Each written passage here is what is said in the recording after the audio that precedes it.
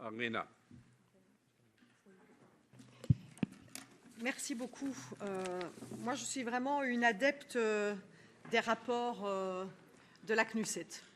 Je trouve qu'il y a dans ces rapports des informations qui, en tant que responsables politiques, devraient tous nous engager à réfléchir aux politiques que nous menons, parce que je suis de celles qui pensent que le commerce est effectivement un outil qui peut aider au développement, à la seule condition, c'est qu'on envisage les choses à moyen et long terme, et non pas qu'on envisage le point de vue du commerce à court terme, c'est-à-dire pour l'enrichissement de certains et la création d'un système de rente.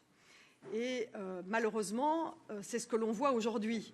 Et si je cite ce qu'il y a dans le rapport, eh bien, on voit qu'en fonction du rapport, eh bien, le commerce tel que nous le pratiquons aujourd'hui, avec le modèle tel que nous l'avons aujourd'hui, eh bien, il renforce le principe des rentes avec une ultra-concentration des multinationales d'un point de vue mondial. Il renforce ce système de rente par la spéculation sur la question de la propriété intellectuelle et les échanges financiers, et donc une financiarisation importante, et vous l'avez dit. Il renforce cela avec les systèmes d'ASDS ou ICS, c'est-à-dire de protection spécifique des investisseurs. Et il renforce tout cela également avec une création des inégalités flagrantes dans le monde. D'où vous comprendrez ma position depuis près de 4 ans à l'intérieur de ce Parlement, d'essayer non pas de combattre le commerce, mais de combattre le commerce tel que nous le pratiquons aujourd'hui dans le cadre des accords commerciaux. Et donc, c'est la raison pour laquelle j'ai envie de dire que les rapports UNCTAD sont un peu ma Bible en matière de position politique ici à l'intérieur de cette commission UNCTAD. Alors, je pense que ce qu'on voit effectivement dans le cadre de l'hyperglobalisation, c'est qu'on a une capture des profits par des multinationales.